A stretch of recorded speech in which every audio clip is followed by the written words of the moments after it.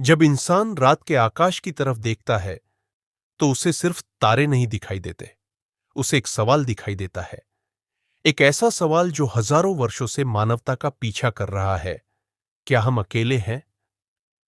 यह सवाल सिर्फ विज्ञान का नहीं है, यह सवाल हमारे अस्तित्व का है। क्योंकि अगर इस पूरे ब्रह्मांड में सिर्फ हम ही हैं, तो इसका अर्थ बहुत गहरा है। लोग अक्सर सोचते हैं कि विज्ञान सिर्फ उत्तर देता है, लेकिन वास्तविक विज्ञान अच्छे प्रश्न पूछता है।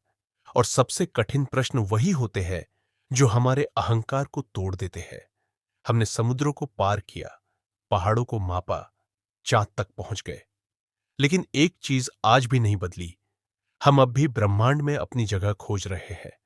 जब आप रात के आसमान को देखते हैं, तो जो तारे आपको दिखाई देते हैं वे सिर्फ रोशनी नहीं है, वे समय है। उनमें से कई तारों की रोशनी आप तक पहुंचने में हजारों, लाखों वर्ष लगा चुकी है। इसका मतलब है आप अतीत को देख रहे हैं। और इसी क्षण एक अजीब सच्चाई सामने आती है। ब्रह्मांड अविश्वसनीय रूप से विशाल है। इतना विशाल कि मानव दिमाग उसे पूरी तरह महसूस भी नहीं कर सकता। हमारी पृथ्वी एक छोटे से तारे के चारों ओर घूमता एक छोटा सा ग्रह है, और वह तारा आकाशगंगा के अरबों तारों में सिर्फ एक है। तो फिर सवाल उठता है, अगर ब्रह्मांड इतना विशाल है, तो जीवन सिर्फ यहां क्यों होगा, कहीं और क्यों नहीं? लेकिन विज्ञान कल्पनाओं से नहीं चलता। विज्ञान कहता है, किसी संभावना को सच मान लेने से पहले हमें उसे समझना होगा। हमें प्रकृति के नियम देखने होंगे। हमें यह समझना होगा कि जीवन बनने के लिए असल में क्या चाहिए। यही फाइनमैन का तरीका था। अंधविश्वास नहीं, डर नहीं, झूठी निश्चितता नहीं, सिर्फ जिज्ञासा, साफ, ईमानदार जिज्ञासा। फाइनमैन मानते थे सबसे खतरनाक चीज अज्ञानता नहीं है, सबसे खतरनाक चीज है यह विश्वास कि हम सब कुछ जानते हैं। और शायद इसीलिए यह सवाल इतना महत्वपूर्ण है, क्योंकि अगर हम सच में अकेले हैं, तो मानवता सिर्फ एक प्रजाति नहीं रह जाती, हम ब्रह्मांड की दुर्लभ चेतना बन जाते हैं। इस सीरीज में हम भावनाओं से नहीं, विज्ञान से चलेंगे। लेकिन जितना गहरा विज्ञान हमें ले जाएगा, उतना ही गहरा यह प्रश्न बनता जाएगा, क्या बुद्धिमान जीवन बहुत दुर्लभ है? क्या सभ्यताएं खुद को नष्ट कर देती है? या फिर पूरा ब्रह्मांड खामोश है? और अगर वह सचमुच खामोश है, तो शायद हम आखिरी है। अब हम समझेंगे ब्रह्मांड वास्तव में कितना विशाल है, और क्यों उसकी विशालता इस सवाल को और भी डरावना बना देती है। मानव दिमाग छोटी चीजों को समझने के लिए बना है, कुछ किलोमीटर, कुछ साल, कुछ शहर। लेकिन ब्रह्मांड ब्रह्मांड इतना विशाल है कि हमारी कल्पना उसके सामने छोटी पड़ जाती है। हम अपनी जिंदगी में पृथ्वी को बहुत बड़ा मानते हैं। समुद्र विशाल लगते हैं, महाद्वीप अंतहीन लगते हैं, लेकिन अंतरिक्ष से देखने पर पृथ्वी सिर्फ एक नीला बिंदु है, एक छोटा सा ग्रह जो अंधेरे में चुपचाप घूम रहा है। हमारा सूर्य हमें बहुत बड़ा लगता है, और वास्तव में वह पृथ्वी से लगभग 13 लाख गुना बड़ा है। लेकिन ब्रह्मांड में ऐसे तारे मौजूद हैं जो सूर्य से भी सैकड़ों गुना बड़े हैं। कुछ इतने विशाल कि अगर उन्हें हमारे सोलर सिस्टम के केंद्र में रख दिया जाए, तो वे पृथ्वी ही नहीं, बृहस्पति तक को निगल जाए। और फिर भी ये तारे सिर्फ हमारी आकाशगंगा के एक छोटे से हिस्से हैं। मिल्की वे गैलेक्सी, जिसमें लगभग 100 अरब से अधिक तारे हैं। 100 अरब, इतनी बड़ी संख्या जिसे इंसानी दिमाग महसूस भी नहीं कर सकता। अगर आप प्रकाश की गति से चले, जो ब्रह्मांड की सबसे तेज गति है, तब भी हमारी आकाशगंगा को पार करने में लगभग 1 लाख वर्ष लगेंगे। 1 लाख वर्ष। और यह सिर्फ एक गैलेक्सी है। अब कल्पना करो, ब्रह्मांड में ऐसी अरबों गैलेक्सीज मौजूद है। हर गैलेक्सी में अरबों तारे, और उन तारों के आसपास संभवतः अरबों ग्रह। तो फिर एक स्वाभाविक प्रश्न उठता है, अगर संभावनाएं इतनी अधिक है, तो जीवन हर जगह क्यों नहीं दिखाई देता? क्यों ब्रह्मांड इतना शांत है? यहीं से कॉस्मिक लोनलीनेस का विचार शुरू होता है, क्योंकि जितना विशाल ब्रह्मांड दिखाई देता है, उतनी ही गहरी उसकी खामोशी महसूस होती है। हमने रेडियो सिग्नल्स खोजे, दूर के ग्रहों का अध्ययन किया, आकाश की गहराइयों को स्कैन किया, लेकिन आज तक कोई स्पष्ट संकेत नहीं, कोई निश्चित आवाज नहीं, सिर्फ ही मौन। और शायद यही चीज सबसे अधिक परेशान करती है, क्योंकि गणित कहता है जीवन होना चाहिए, लेकिन वास्तविकता कहती है हमने अब तक कुछ नहीं पाया। फाइनमैन अक्सर कहते थे प्रकृति हमारी इच्छाओं के अनुसार काम नहीं करती, वह अपने नियमों पर चलती है, और विज्ञान का काम सच को स्वीकार करना है, चाहे वह हमारी उम्मीदों से मेल खाए या नहीं। शायद बुद्धिमान जीवन बहुत दुर्लभ है, शायद सभ्यताएं ज्यादा समय तक जीवित नहीं रहती, या शायद दूरी इतनी विशाल है कि ब्रह्मांड की हर सभ्यता अपने अपने अंधेरे में अकेली है। लेकिन एक बात निश्चित है, जब आप ब्रह्मांड के वास्तविक आकार को समझते हैं तो मानव अहंकार धीरे धीरे टूटने लगता है और उसकी जगह लेती है विनम्रता। अब हम समझेंगे जीवन बनने के लिए असल में क्या चाहिए, और क्यों एक जीवित ग्रह बनाना ब्रह्मांड के सबसे कठिन कामों में से एक हो सकता है। हमने देखा कि ब्रह्मांड अकल्पनीय रूप से विशाल है, अरबों गैलेक्सीज, अरबों तारे, अनगिनत ग्रह। तो फिर प्रश्न उठता है, अगर ब्रह्मांड में इतनी जगह है तो जीवन इतना दुर्लभ क्यों दिखाई देता है? समस्या यह है, जीवन बनाना आसान नहीं है। बहुत सी चीजों को एक साथ सही होना पड़ता है, और ब्रह्मांड में सही होना बहुत दुर्लभ है। सबसे पहले चाहिए एक स्थिर तारा। अगर तारा बहुत छोटा हो तो पर्याप्त ऊर्जा नहीं मिलेगी, अगर बहुत बड़ा हो तो वह बहुत जल्दी खत्म हो जाएगा। जीवन को सिर्फ ऊर्जा नहीं चाहिए, उसे समय चाहिए, बहुत लंबा समय। फिर चाहिए एक सही दूरी पर स्थित ग्रह। अगर ग्रह तारे के बहुत पास हो तो सब कुछ जल जाएगा, अगर बहुत दूर हो तो सब कुछ जम जाएगा। इस पतली सी सीमा को हम कहते हैं हैबिटेबल जोन, वह क्षेत्र जहां पानी तरल रूप में मौजूद रह सकता है। और शायद पानी जीवन की सबसे महत्वपूर्ण शर्त है, लेकिन सिर्फ पानी काफी नहीं है। ग्रह के पास एक एटमॉस्फेयर होना चाहिए जो तापमान को नियंत्रित करे, हानिकारक रेडिएशन को रोके और रासायनिक संतुलन बनाए रखे। पृथ्वी के पास एक मैग्नेटिक फील्ड भी है, अदृश्य लेकिन बेहद महत्वपूर्ण। यह फील्ड सूर्य से आने वाले खतरनाक पार्टिकल्स को हमसे दूर मोड़ देती है। अगर यह सुरक्षा न हो तो पृथ्वी की सतह धीरे धीरे जीवन के लिए खतरनाक बन सकती थी। फिर आता है समय का प्रश्न। पृथ्वी पर सरल जीवन बनने के बाद भी बुद्धिमान जीवन तक पहुंचने में अरबों वर्ष लगे। अरबों वर्ष, इसका मतलब है जीवन को सिर्फ शुरू होना नहीं पड़ता, उसे लंबे समय तक बचे रहना पड़ता है, और यही ब्रह्मांड कठोर हो जाता है। Asteroid impacts, gamma ray bursts, supernovas, planetary instability. ब्रह्मांड सुंदर जरूर है, लेकिन सुरक्षित नहीं। फाइनमैन कहा करते थे, प्रकृति किसी उद्देश्य से काम नहीं करती, वह बस नियमों का पालन करती है, और उन नियमों के बीच जीवन का जन्म होना शायद एक अत्यंत दुर्लभ घटना हो सकता है। जब हम पृथ्वी को देखते हैं तो अक्सर उसे सामान्य मान लेते हैं, लेकिन शायद यह ग्रह सामान्य नहीं है। शायद यह ब्रह्मांड की सबसे दुर्लभ घटनाओं में से एक है, क्योंकि जीवन के लिए सिर्फ एक ग्रह नहीं चाहिए, उसे चाहिए सही तारा, सही दूरी, सही तापमान, सही रसायन, सही सुरक्षा, और सबसे महत्वपूर्ण पर्याप्त समय।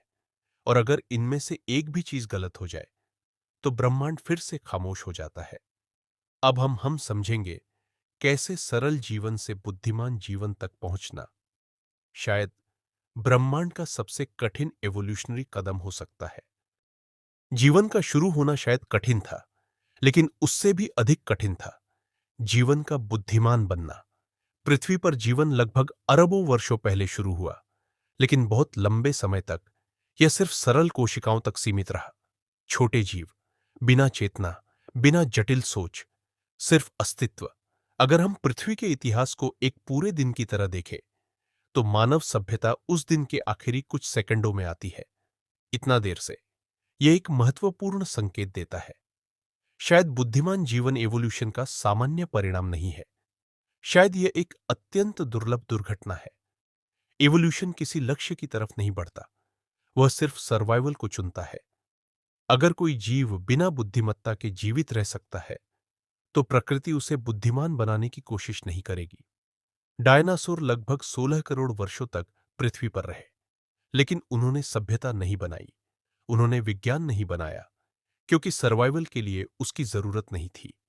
तो फिर इंसानों के साथ क्या अलग हुआ? शायद सिर्फ संयोग, एक लंबी श्रृंखला अत्यंत दुर्लभ घटनाओं की। एक एस्टेरॉयड टकराया, डायनासोर समाप्त हुए, स्तनधारियों को मौका मिला, मस्तिष्क विकसित हुआ, भाषा बनी, स्मृति बढ़ी, चेतना उभरी, और धीरे धीरे ब्रह्मांड ने खुद को देखने का एक तरीका बना लिया हमारे माध्यम से। लेकिन यहां एक असहज सच्चाई छिपी है। अगर इवोल्यूशन में इतने संयोग शामिल थे, तो शायद यह प्रक्रिया बार बार नहीं दोहरती। हो सकता है ब्रह्मांड में अनगिनत ग्रहों पर सरल जीवन मौजूद हो, लेकिन बुद्धिमान जीवन वह शायद बहुत दुर्लभ हो। फाइनमैन कहा करते थे, प्रकृति को सरल उत्तर पसंद नहीं है, और शायद इसीलिए ब्रह्मांड इतना शांत है, क्योंकि जीवन मिल जाना काफी नहीं, उसे चेतना तक पहुंचना पड़ता है। और चेतना शायद ब्रह्मांड की सबसे कठिन उपलब्धि है। एक ऐसा मस्तिष्क जो सिर्फ जीवित न रहे, बल्कि अपने अस्तित्व पर प्रश्न भी करे। जब हम रात के आसमान को देखते हैं, तो शायद हम सिर्फ तारे नहीं देख रहे होते, हम एक बहुत दुर्लभ घटना को देख रहे होते हैं। एक ऐसा ब्रह्मांड जो खुद को समझने की कोशिश कर रहा है। लेकिन अगर बुद्धिमान जीवन इतना दुर्लभ है, तो फिर पृथ्वी साधारण ग्रह नहीं हो सकती। शायद हमारा ग्रह असंभव रूप से भाग्यशाली है। अब हम इसी विचार को समझेंगे, रेयर अर्थ हाइपोथेसिस। क्या पृथ्वी वास्तव में ब्रह्मांड के सबसे दुर्लभ ग्रहों में से एक हो सकती है? हम अक्सर पृथ्वी को सामान्य मान लेते हैं, क्योंकि यह हमारा घर है। हमने हमेशा इसी आकाश को देखा, इसी हवा में सांस ली, इसी जमीन पर जीवन को बढ़ते देखा। लेकिन विज्ञान धीरे धीरे एक अलग संभावना की ओर इशारा करता है।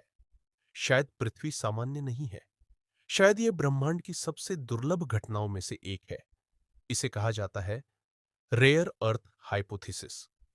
यह विचार कहता है कि सरल जीवन शायद कई जगह हो सकता है, लेकिन जटिल और बुद्धिमान जीवन के लिए जिन परिस्थितियों की जरूरत होती है, वे अत्यंत दुर्लभ हो सकती है।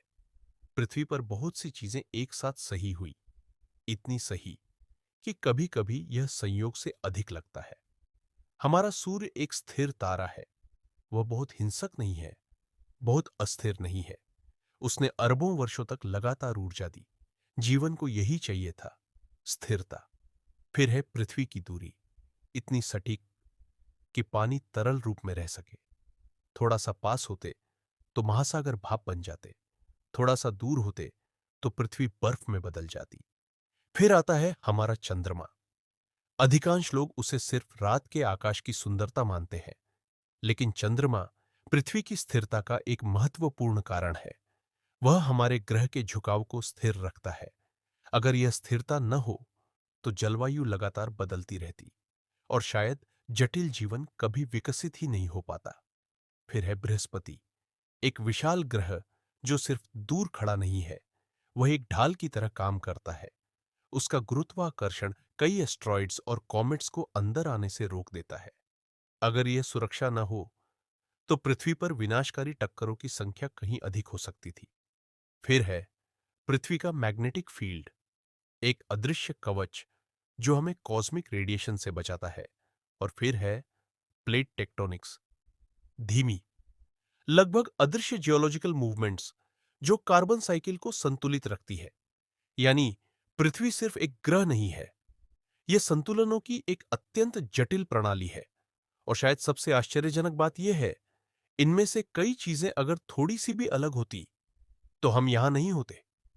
फाइनमैन कहा करते थे, जितना अधिक हम प्रकृति को समझते हैं, उतना अधिक हम उसकी जटिलता पर आश्चर्य करते हैं। रेयर अर्थ हाइपोथेसिस यह दावा नहीं करता कि हम निश्चित रूप से अकेले हैं, लेकिन यह एक गंभीर संभावना उठाता है कि बुद्धिमान जीवन इतना दुर्लभ हो सकता है कि पूरी गैलेक्सीज खामोश रह जाए। और अगर यह सच है, तो मानवता सिर्फ एक सभ्यता नहीं रह जाती, हम ब्रह्मांड की एक दुर्लभ चेतना बन जाते हैं। एक ऐसी चेतना जो तारों को देख सकती है और पूछ सकती है, हम यहां क्यों हैं? अब हम समझेंगे, अगर बुद्धिमान जीवन इतना दुर्लभ है, तो सभ्यताएं लंबे समय तक जीवित क्यों नहीं रहती? क्या हर विकसित प्रजाति आखिरकार खुद को नष्ट कर देती है? अगर बुद्धिमान जीवन वास्तव में ब्रह्मांड में उभरता है, तो फिर सबसे बड़ा प्रश्न यह नहीं है क्या वह बन सकता है, सबसे बड़ा प्रश्न है क्या वह टिक सकता है? क्योंकि बुद्धिमत्ता सिर्फ शक्ति नहीं देती, वह विनाश की क्षमता भी देती है। एक साधारण जीव अपने वातावरण को बहुत कम बदलता है, लेकिन एक बुद्धिमान सभ्यता वह पूरे ग्रह को बदल सकती है।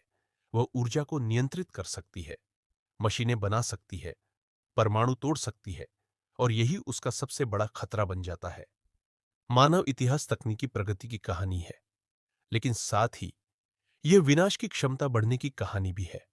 हमने आग बनाई, फिर हथियार बनाए, फिर परमाणु बम बनाए, ज्ञान बढ़ता गया, लेकिन क्या बुद्धिमत्ता भी उतनी ही तेजी से बढ़ी?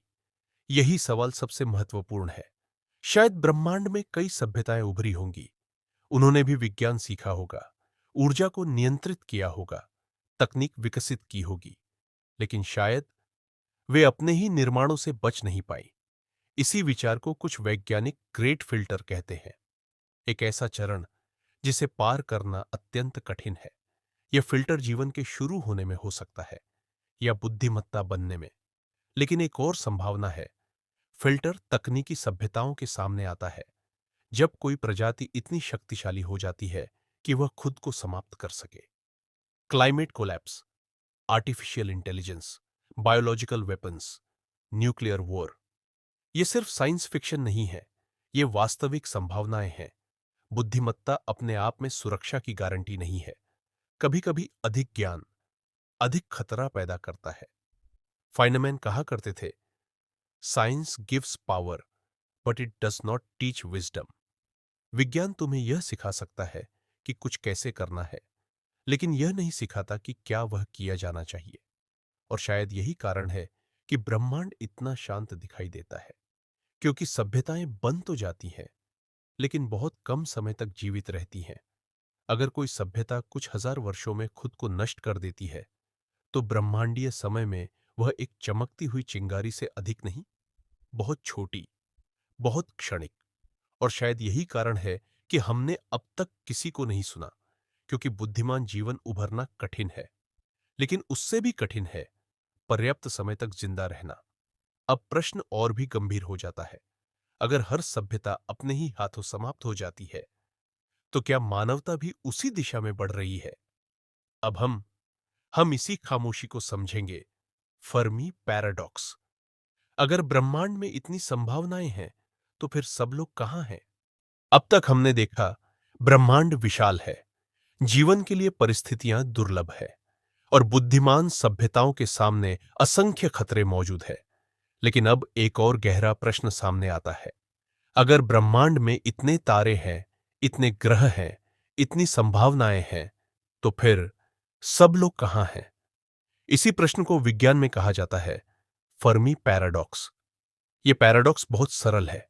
गणित कहता है ब्रह्मांड में अनगिनत सभ्यताएं होनी चाहिए, लेकिन वास्तविकता कहती है हमने अब तक किसी को नहीं देखा। कोई स्पष्ट सिग्नल नहीं, कोई स्पेसक्राफ्ट नहीं, कोई प्रमाण नहीं, सिर्फ खामोशी, एक गहरी लगभग असहज खामोशी। कल्पना करो, हमारी गैलेक्सी में ही अरबों तारे हैं, उनमें से कई तारों के पास पृथ्वी जैसे ग्रह हो सकते हैं, और ब्रह्मांड अरबों वर्षों पुराना है।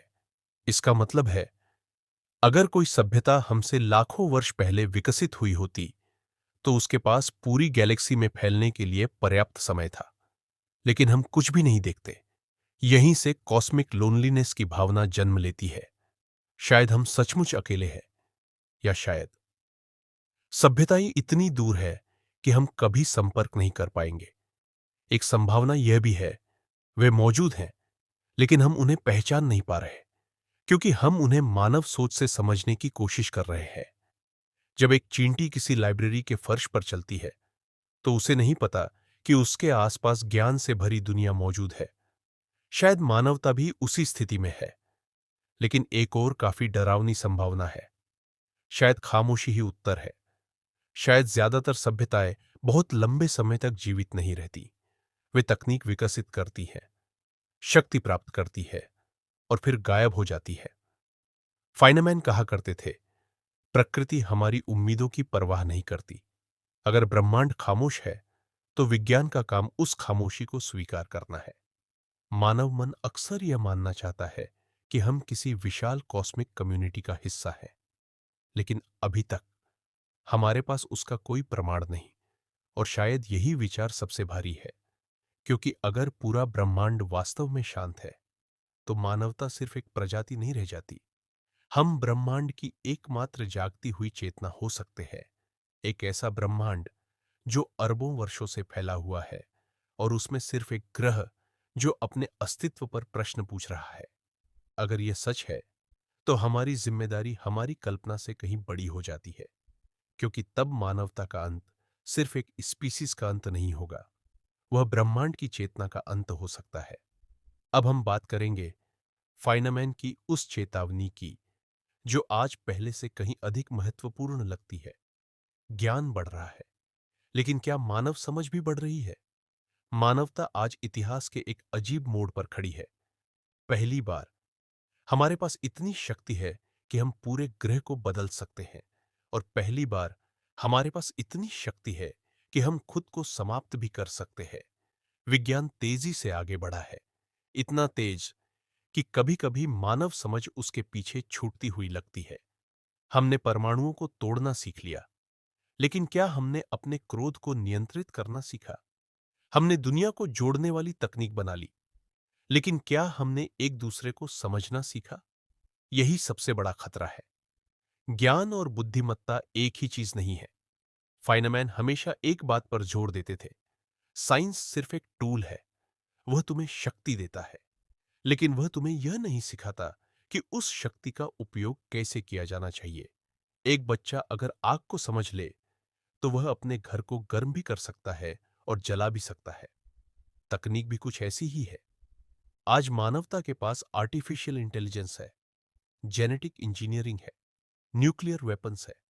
ये उपलब्धियां अविश्वसनीय है, लेकिन इनके साथ एक प्रश्न जुड़ा है, क्या हमारी मानसिक परिपक्वता हमारी तकनीकी शक्ति के बराबर है? क्योंकि इतिहास बताता है, सभ्यताएं हमेशा बाहरी दुश्मनों से नहीं टूटती, कई बार वे अपने ही अहंकार से टूटती हैं। मानवता की सबसे बड़ी समस्या ज्ञान की कमी नहीं हो सकती। समस्या यह हो सकती है कि हम अपनी सीमाएं भूलने लगे। फाइनमैन ब्लाइंड सर्टेनिटी से डरते थे, उन लोगों से जो मान लेते हैं कि उनके पास सभी उत्तर है, क्योंकि विज्ञान का पहला नियम है, तुम गलत हो सकते हो। और यही विनम्रता सभ्यता को बचा सकती है, न कि अहंकार। आज इंसान पहले से अधिक कनेक्टेड है, लेकिन साथ ही पहले से अधिक डिवाइडेड भी। हमारी तकनीक हमारी इवोल्यूशन से तेज दौड़ रही है, और यही असंतुलन खतरनाक है। अगर कोई एलियन सिविलाइजेशन कभी हमें देख रही हो, तो शायद वे हमारी इंटेलिजेंस से प्रभावित न हो। शायद वे सिर्फ यह देख रहे हों, क्या यह स्पीसीज अपनी शक्ति को सरवाइव कर पाएगी? क्योंकि ब्रह्मांड में सबसे कठिन काम बुद्धिमान बनना नहीं हो सकता। सबसे कठिन काम शायद यह है, बुद्धिमत्ता के साथ जिम्मेदारी से जीना। और अगर मानवता इस परीक्षा में असफल होती है, तो ब्रह्मांड फिर से खामोश हो जाएगा। लेकिन अगर हमने अपनी शक्ति के साथ परिपक्वता भी विकसित कर ली, तो शायद हम सिर्फ जीवित नहीं रहेंगे, हम ब्रह्मांड की पहली ऐसी सभ्यता बन सकते हैं जो अपनी सीमाओं को समझती हो। अब हम बात करेंगे मानवता के अर्थ की। अगर हम वास्तव में अकेले हैं, तो इसका मतलब क्या है? हमने ब्रह्मांड की विशालता देखी, हमने जीवन की दुर्लभता को समझा, हमने यह संभावना भी देखी कि बुद्धिमान सभ्यताएं शायद बहुत लंबे समय तक जीवित नहीं रहती। और अब हम एक अंतिम प्रश्न के सामने खड़े हैं। अगर मानवता सचमुच अकेली है, तो इसका अर्थ क्या है? बहुत समय तक इंसान ने खुद को ब्रह्मांड का केंद्र माना, लेकिन विज्ञान ने धीरे धीरे उस भ्रम को तोड़ा। हम केंद्र नहीं हैं, हम एक छोटे से ग्रह पर रहने वाली एक प्रजाति है, एक साधारण तारे के आसपास, एक साधारण गैलेक्सी में। लेकिन इसी सच्चाई के भीतर एक और गहरी सच्चाई छिपी है। अगर इतने विशाल ब्रह्मांड में चेतना वास्तव में दुर्लभ है, तो फिर हम साधारण भी नहीं हैं, क्योंकि पत्थर ब्रह्मांड को नहीं समझते, तारे अपने अस्तित्व पर प्रश्न नहीं पूछते, गैलेक्सीज अपनी सुंदरता को महसूस नहीं करती। लेकिन इंसान, इंसान आकाश की ओर देखता है और पूछता है, हम यहां क्यों हैं? शायद यही चेतना ब्रह्मांड की सबसे दुर्लभ घटना है। एक ऐसा ब्रह्मांड जो खुद को समझने की कोशिश कर रहा है हमारे माध्यम से। लेकिन इसके साथ एक जिम्मेदारी भी आती है। अगर हम वास्तव में अकेले हैं तो मानवता का भविष्य सिर्फ हमारा भविष्य नहीं रह जाता, यह पूरे ज्ञात ब्रह्मांड की चेतना का भविष्य बन जाता है। यही कारण है कि सभ्यता का बचना महत्वपूर्ण है। सिर्फ इसलिए नहीं कि हम जीवित रहें, बल्कि इसलिए कि जिज्ञासा जीवित रहे, ज्ञान जीवित रहे, समझ जीवित रहे। फाइनामैन हमेशा कहते थे, मैं उत्तरों से अधिक प्रश्नों को महत्व देता हूं, क्योंकि प्रश्न ही मानवता को आगे बढ़ाते हैं। शायद हम कभी दूसरी सभ्यताओं को खोज लें और शायद हम कभी कुछ न पाए, लेकिन दोनों ही स्थितियों में एक बात नहीं बदलती। हमारे पास यह छोटा सा समय है, यह छोटा सा ग्रह है और यह दुर्लभ अवसर है समझने का। ब्रह्मांड हमारी इच्छाओं के अनुसार काम नहीं करता। वह विशाल है, शांत है और उदासीन है। लेकिन उसी उदासीनता के बीच मानव चेतना एक छोटी सी रोशनी की तरह जलती है। और शायद यही सबसे महत्वपूर्ण बात है कि इस अनंत अंधेरे में कहीं कुछ जीव तारों को देख रहे हैं, सोच रहे हैं, समझने की कोशिश कर रहे हैं। और अगर वह जीव सिर्फ हम हैं, तो हमें बहुत सावधानी से जीना होगा, क्योंकि तब हम सिर्फ इंसान नहीं रह जाते, हम ब्रह्मांड की जागती हुई आंखें बन जाते हैं। और शायद यही मानवता की सबसे सुंदर बात है कि इस विशाल, शांत और अंधे ब्रह्मांड में हमने प्रश्न पूछना नहीं छोड़ा। हमने तारों को सिर्फ देखा नहीं, हमने उन्हें समझने की कोशिश की। हमने अंधेरे से डरने के बजाय उसमें अर्थ खोजने की कोशिश की। शायद यही हमें अलग बनाता है। हम सिर्फ जीवित नहीं हैं, हम जिज्ञासु हैं। और जब तक ये जिज्ञासा जीवित है, तब तक मानवता की रोशनी भी जीवित रहेगी। अगर आपको यह यात्रा पसंद आई, तो इस चैनल के साथ जुड़े रहिए। यहां हम उन सवालों की बात करते हैं जो इंसान को रात में आसमान की तरफ देखने पर मजबूर करते हैं। मैं हूं रिचर्ड फिनमन, और शायद कहीं इस अनंत ब्रह्मांड में फिर मिलेंगे। Thanks for watching.